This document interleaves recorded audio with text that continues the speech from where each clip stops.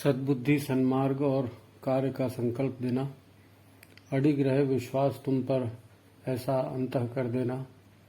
मेरे हृदय में आने में तुम्हें कोई संकोच न हो। हे गुरुदेव, मुझे नज़रों से दूर कभी न होने देना। हे गुरुदेव, मुझे नज़रों से दूर कभी न होने देना। नमस्कार, गायत्री चिंतन धारा में आपका स्वागत है।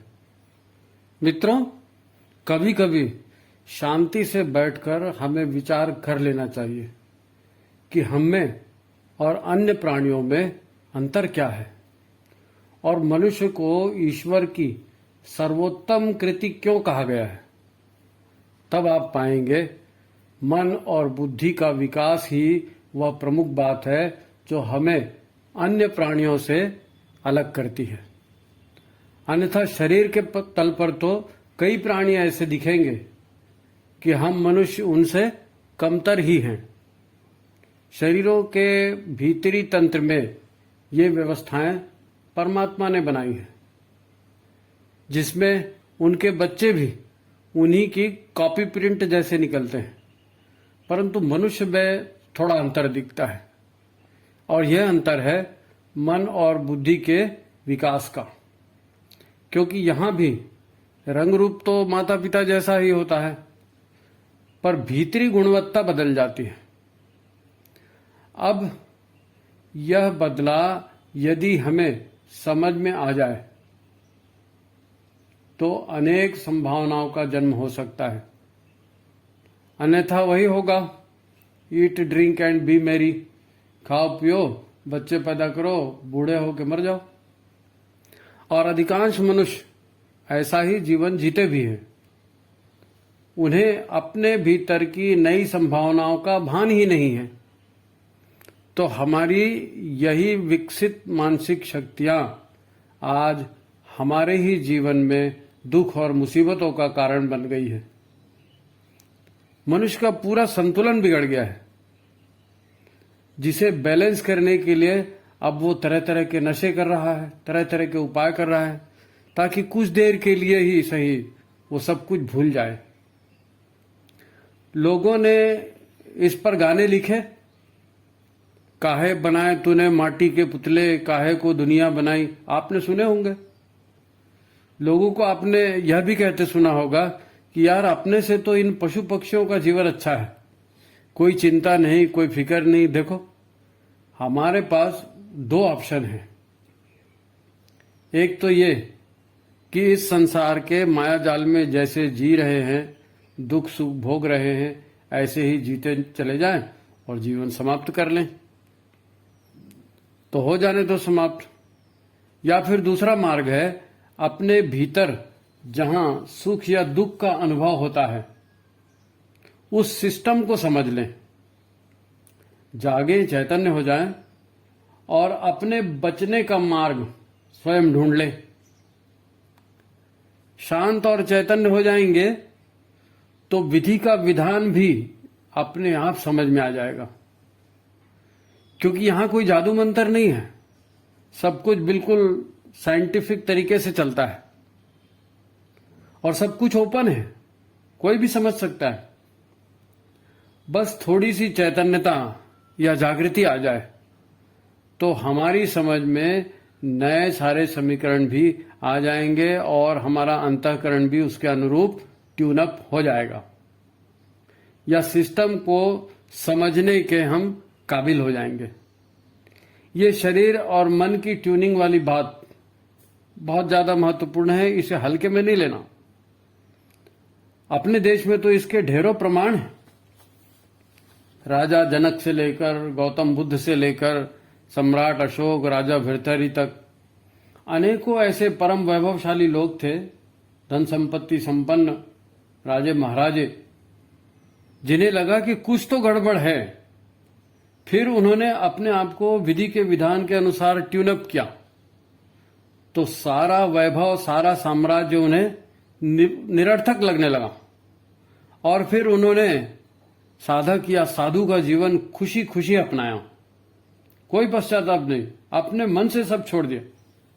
और आज भी लोग उन्हें याद करते हैं।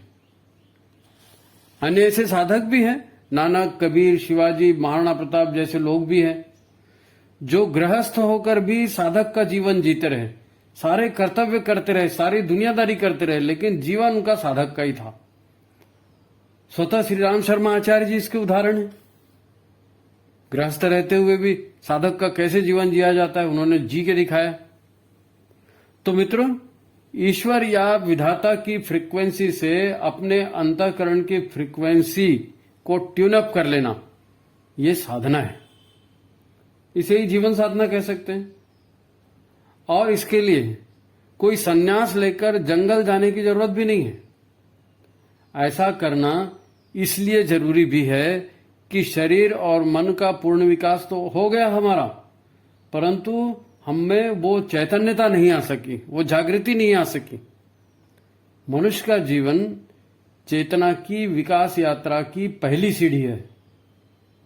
यहां आपके पास ऑप्शन खुला है।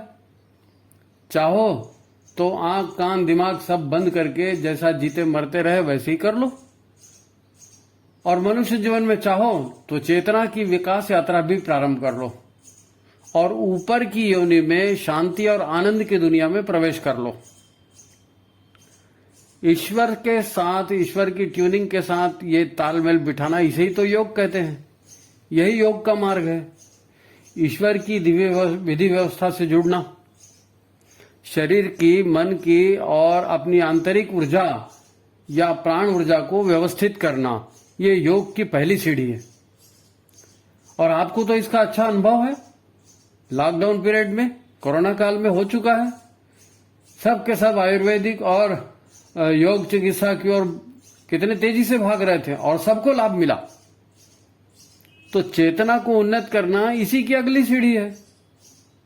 योग और आयुर्वेद को अपना करके आप आगे जा सकते हैं और यह भी बड़ी फायदेमंद होने वाली है।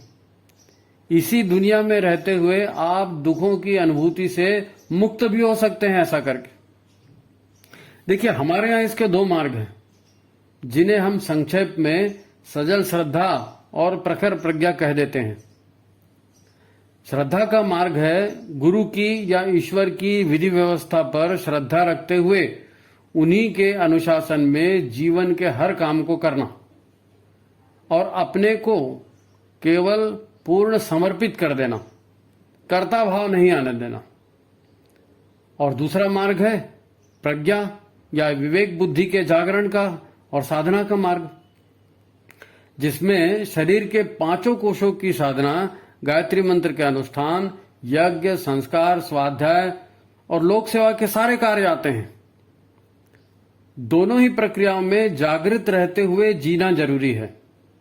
हमेशा याद रखना पड़ेगा, मैं शरीर मात्र नहीं हूं, मैं मन भी नहीं हूं। यह सदा स्मरण रखना है ताकि मेरा और मेरा, ये जो अहंकार वाली बात आती है, मैं मेरा, ये अहंकार शेष न रहने पाए। अगर हम अपने आप को शरीर और मन मानते रहेंगे तो मैं और मेरा भी जारी रहेगा, और मैं और मेरा रहेगा तब तक आप सुखी भी नहीं रह सकते। देखो, असली तकलीफ यही है, हम एक व्यक्ति नहीं हैं, हमारे भीतर हमारे कई व्यक्तित्व जिंदा हैं। सबका अपना अपना रोल है, सब अपना अपना रोल निभा रहे हैं। तो फिर दूसरे पक्षों से तरह तरह के संबंध बनते हैं, फिर कर्तव्य और अधिकार का संघर्ष चालू होता है, न्याय, अन्याय, शोषण, धोखा, छल, कपट, ये सारे मुद्दे उठते हैं, तेरी मेरी बात आती है, और वो सब जो आजकल हो रहा है वो सब होता है, आप जानते हैं, क्योंकि सभी इससे परेशान हैं। तो अपनी अपनी मत चलाओ और ईश्वरीय व्यवस्था से जुड़ जाओ। सोच कर देख लो, मर्जी तो आपकी है, अपनी बात है, आपकी अपनी बात है। ठीक है, आज की बात यहीं तक।